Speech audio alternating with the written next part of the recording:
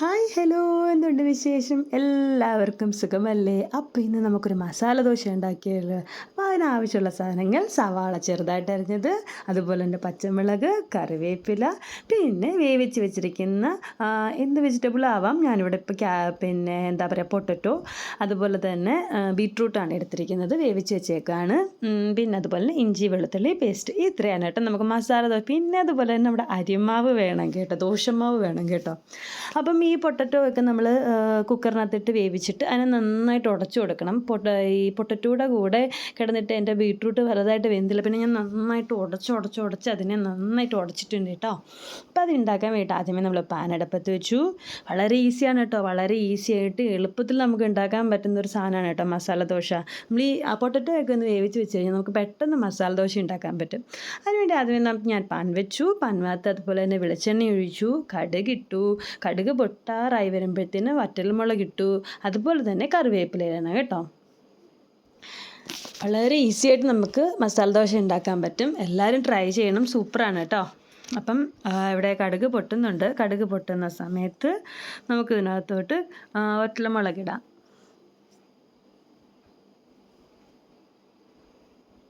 ദോശമാവ് ചിലപ്പം നമുക്ക് ഒരു ദിവസം ദോശ കഴിച്ചിട്ട് പിറ്റേ ദിവസം ദോശ കഴിക്കാൻ വലിയ ഇൻട്രസ്റ്റ് കാണില്ല. ആ സമയത്തൊക്കെ നമുക്കിങ്ങനെ മസാല ദോശയൊക്കെ ഉണ്ടാക്കി കഴിക്കാൻ നല്ലതായിരിക്കും കേട്ടോ. നമുക്ക് ചിലപ്പോൾ തോന്നുമല്ലോ, ഇച്ചിരി മസാല ദോശ കഴിച്ചാലോ എന്നൊക്കെ തോന്നുമ്പോൾ നമുക്കിങ്ങനെ ഉണ്ടാക്കി കഴിക്കാൻ പെട്ടെന്ന് നമുക്ക് ഉണ്ടാക്കി കഴിക്കാൻ കേട്ടോ. നല്ല സൂപ്പർ ടേസ്റ്റാണ്. അപ്പോൾ കടുകിട്ടു. കടുക് പൊട്ടുന്നപ്പോൾ വറ്റൽമുളകും കറിവേപ്പില ഇട്ടു. അതിനെ നന്നായിട്ടൊന്ന് ഇളക്കി കൊടുത്തു. അതിനുശേഷം ഇഞ്ചി വെളുത്തുള്ളി പേസ്റ്റ്, അത് ഞാനിവിടെ പേസ്റ്റ് ആക്കി വെച്ചിരുന്നായിരുന്നു കേട്ടോ, ഇഞ്ചിയും വെളുത്തുള്ളിയും കൂടെ. അപ്പോൾ അതിനെ ഒരു സ്പൂൺ ഇട്ട് കൊടുത്തു. അതിനെ നന്നായിട്ട് ഈ ഇഞ്ചി വെളുത്തുള്ളിയുടെ ചെറിയൊരു പച്ചക്കുത്തുണ്ടല്ലോ, അത് മാറുന്നത് വരെ ജസ്റ്റ് ഒന്ന് വഴറ്റി കൊടുക്കണം. അതിന് ശേഷമാണ് നമ്മൾ ബാക്കിയെല്ലാം ഇടുന്നത്. നമുക്കിപ്പോൾ ഏത് വെജിറ്റബിൾ, ക്യാരറ്റ് ഇടാം, ഇപ്പോൾ എന്ത് വേണമെങ്കിലും ഇടാം. ഞാനിപ്പം ജസ്റ്റ് ബീട്രൂട്ടും അതുപോലെ തന്നെ പൊട്ടറ്റോയും മാത്രമേ എടുത്തിട്ടുള്ളൂ. ക്യാരറ്റ് ഇട്ടാലും കൊള്ളാം, നല്ലതാണ്, ടേസ്റ്റ് വ്യത്യാസമൊന്നും വരില്ല, നല്ല ടേസ്റ്റാണ്. പിന്നെ അതിന് ശേഷം പച്ചമുളക് ഇട്ട് കൊടുക്കുന്നത്. അപ്പം നമ്മൾ ഈ കടുക് പൊട്ടിക്കുന്ന അതായത് ഇഞ്ചി വെളുത്തുള്ളിലേക്ക് ഇട്ട സമയത്ത് തന്നെ നമ്മൾ പച്ചമുളക് ഇട്ട് കൊടുക്കുമ്പോൾ അതിൻ്റെ ചെറിയൊരു എരി അതിനകത്ത് പിടിച്ചിട്ട്, നമ്മളിതിനകത്ത് മുളക് പൊടിയൊന്നും അധികം ഇടാറില്ലല്ലോ, അപ്പം അതിൻ്റെ ആ എരി ഒന്ന് പിടിക്കും കേട്ടോ. അതിനുശേഷം സവാള ഇട്ട് കൊടുത്തു. ചോപ്പറിനകത്തിട്ട് ചോപ്പ് ചെയ്യാത്ത സവാളയാണ് കേട്ടോ.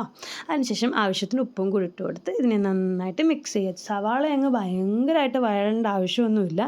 ഏകദേശം കളറൊക്കെ ചേഞ്ചായി വരുന്ന സമയത്ത് തന്നെ നമുക്കിത് ഉണ്ടാക്കാം. ഒത്തിരി സവാള വഴണം എന്നൊന്നുമില്ല കേട്ടോ, കാരണം മസാല ദോശയല്ലേ, നമുക്ക് ജസ്റ്റ് ആ സവാളയൊക്കെ കടിക്കാൻ കിട്ടുന്നത് നല്ലതാണ്. കുഴപ്പമൊന്നുമില്ല, നല്ലതാണ് സവാളയൊക്കെ കടിക്കാൻ കിട്ടുന്നത്. അപ്പം നന്നായിട്ട് മിക്സ് ചെയ്ത് കൊടുക്കണം. ഈ സവാളയും ഇഞ്ചി വെളുത്തുള്ളിയും അതുപോലെ തന്നെ ബാക്കി എല്ലാം കൂടെ നന്നായിട്ടൊന്ന് മിക്സ് ആവണം കേട്ടോ. മിക്സായി അപ്പോൾ തന്നെ കളറൊക്കെ ചേഞ്ചായി വരുന്നുണ്ട്. കുട്ടികൾക്കൊക്കെ ഉണ്ടാക്കി കൊടുക്കാൻ നല്ലതാണ്. കുട്ടികൾക്കൊക്കെ ചിലപ്പം ഇഡ്ഡലി ദോശയൊക്കെ കഴിച്ചിട്ട് അവർ മടുക്കുമല്ലോ, അപ്പോൾ നമുക്ക് മാവ് ബാലൻസ് ആണ്, അപ്പോൾ പിന്നെ അതെടുത്ത് കളയാൻ പറ്റില്ലല്ലോ. ആ ടൈമിൽ നമുക്ക് ഇങ്ങനെയൊക്കെ ഉണ്ടാക്കുന്നത് നല്ലതാണ്, നല്ല ടേസ്റ്റായിട്ട് നമുക്ക് കഴിക്കാനും പറ്റും. അപ്പം ഏകദേശമൊക്കെ ഒന്ന് വഴന്ന് വരുന്നുണ്ട്. ഉപ്പിട്ട് കൊടുക്കുന്നത് നമ്മുടെ സവാളയൊക്കെ പെട്ടെന്ന് വഴലാൻ സഹായിക്കും കേട്ടോ. അപ്പം ഏകദേശം ഇങ്ങനെ ഇടയ്ക്കിടയ്ക്ക് ഇളക്കി കൊടുക്കണം. സവാള വഴലാൻ വേണ്ടി നമ്മൾ ഇടയ്ക്കിടയ്ക്ക് ഇളക്കി കൊടുക്കണം.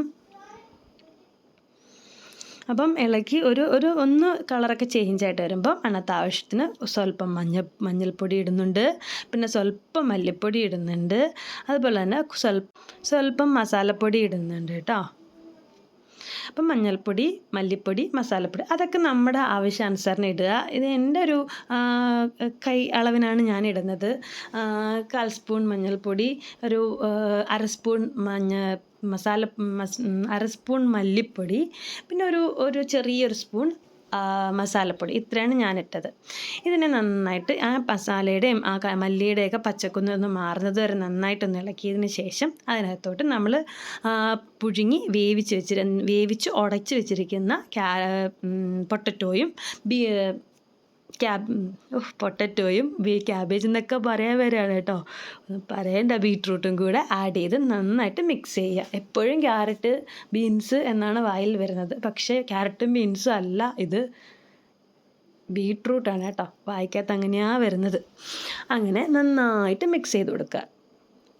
അപ്പം ഇതിന് ഉപ്പുണ്ടോ എന്ന് നമ്മളൊന്ന് ചെക്ക് ചെയ്യണം കേട്ടോ. ഇടയ്ക്കിടയ്ക്കൊന്ന് ചെക്ക് ചെയ്യണം ഉപ്പുണ്ടോ എന്ന്. ഉപ്പില്ലെങ്കിൽ കുറച്ചും കൂടെ ഉപ്പ് ആഡ് ചെയ്ത് കൊടുക്കുക. ഈ ഒരു സമയത്ത് കുറച്ച് ഉപ്പ് ആഡ് ചെയ്തിട്ട് നന്നായിട്ടൊന്ന് മിക്സ് ചെയ്തെടുത്താൽ മതി. കുഴപ്പമില്ല, അതിനകത്ത് ഉപ്പായിക്കോളും, കുഴപ്പമില്ല, പിടിച്ചോളും.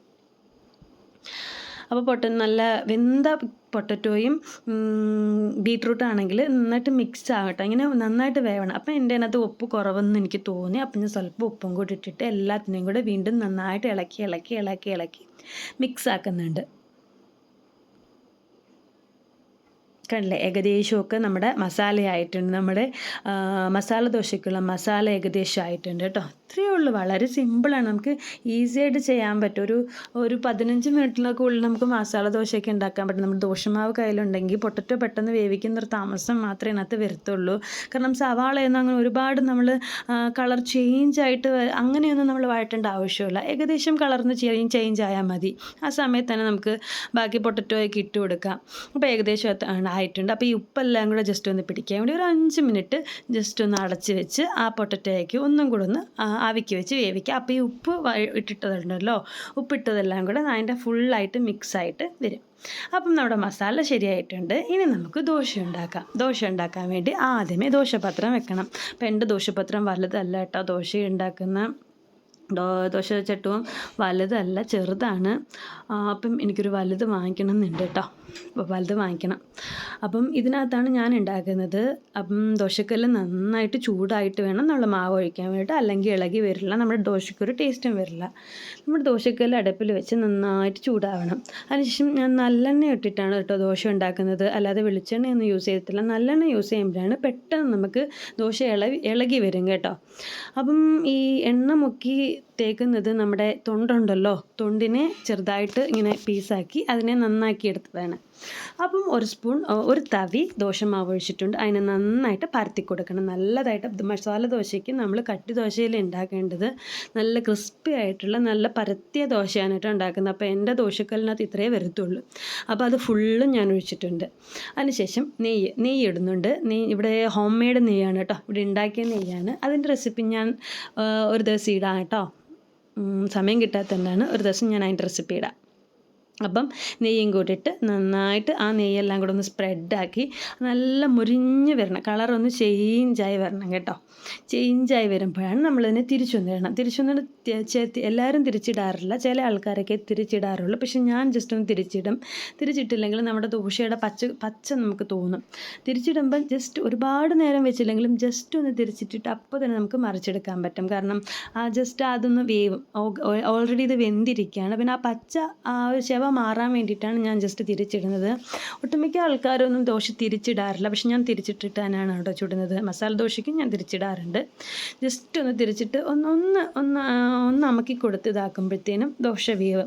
ആ സമയത്ത് തന്നെ തിരിച്ചിട്ടിട്ട് അതിനുശേഷം നമുക്ക് ഉണ്ടാക്കി വെച്ചിരിക്കുന്ന മസാല അതിനകത്തോട്ട് ഫില്ല് ചെയ്യാം. 1-2 സ്പൂൺ മസാല എടുത്ത് അതിനകത്തോട്ടിട്ടിട്ട് അതിനെ മടക്കുക. അപ്പം മസാലയൊക്കെ ഇട്ട് നന്നായിട്ട് അതിനെ മടക്കുക. അപ്പം നമ്മുടെ ഇവിടെ മസാല ദോശ റെഡി ആയിട്ടുണ്ട് കേട്ടോ. ഇത്രയേ ഉള്ളൂ മസാല ദോശ. വളരെ ഈസിയാണ്, എളുപ്പത്തിൽ നമുക്ക് തയ്യാറാക്കാം, നല്ല ടേസ്റ്റാണ്, നമുക്കൊരു വെറൈറ്റി ആയിട്ടിരിക്കും.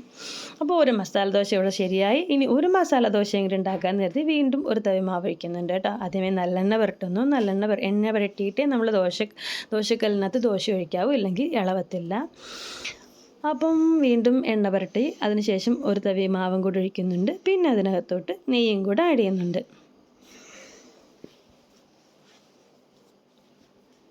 നെയ്യ് ചുറ്റിച്ച് ആഡ് ചെയ്യുന്നുണ്ട്. നെയ്യ് കട്ടിയായിട്ടിരിക്കുകയാണ്, അല്ലെങ്കിൽ പിന്നെ നമുക്ക് ഓരോ തുള്ളിയായിട്ട് ഒഴിച്ച് കൊടുക്കാമായിരുന്നു. നെയ്യ് ഇപ്പോൾ കട്ടിയാണ്, അതുകൊണ്ട് തന്നെ ഞാനിങ്ങനെ അതിനെ സ്പ്രെഡാക്കി വിടുകയാണ് കേട്ടോ.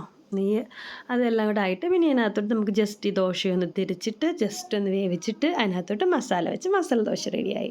അപ്പോൾ വളരെ ഈസി ആയിട്ട് സിമ്പിളായിട്ട് ഉണ്ടാക്കാൻ പറ്റുന്ന മസാല ദോശയാണ്. എല്ലാവരും ട്രൈ ചെയ്യണം, നല്ല ടേസ്റ്റാണ്. നമുക്ക് കുട്ടികൾക്കൊക്കെ വേണമെങ്കിൽ സ്കൂളിൽ ലഞ്ച് ബോക്സിലൊക്കെ നമുക്ക് പാക്ക് ചെയ്യാനൊക്കെ ഈസി ആയിട്ട് നമുക്ക് രാവിലെ ധൃതി വെച്ച സമയത്താണ് നമുക്കിത് പെട്ടെന്ന് പാക്ക് ചെയ്യാനൊക്കെ പറ്റും കേട്ടോ.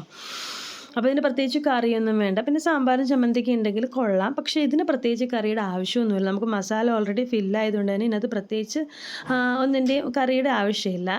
അപ്പം നമ്മുടെ രണ്ടാമത്തെ ദോശ ഇവിടെ ശരിയായിട്ടുണ്ട്. അപ്പം സിമ്പിളായിട്ട് ഈസി ആയിട്ട് നല്ല അടിപൊളി ടേസ്റ്റിൽ ഉണ്ടാക്കാൻ പറ്റുന്ന മസാല ദോശയാണ്. എല്ലാവരും ട്രൈ ചെയ്ത് നോക്കണം. സൂപ്പറാണ് കേട്ടോ. അപ്പോൾ ഇത്രയേ ഉള്ളൂ മസാല ദോശ. അപ്പോൾ എല്ലാവരും ട്രൈ ചെയ്യണം. നെക്സ്റ്റ് വീഡിയോയിൽ കാണുന്നവരെ എല്ലാവർക്കും ബായ്. ഇതിൻ്റെ കമൻറ്റ് ചെയ്യണേ. എല്ലാവരും ട്രൈ ചെയ്തിട്ട് ഇത് എങ്ങനെയുണ്ട് എന്നുള്ളൊരു കമൻറ്റ് ചെയ്യണേ. സൂപ്പർ മസാല ദോശയാണ്. എല്ലാവരും ട്രൈ ചെയ്യണം കേട്ടോ.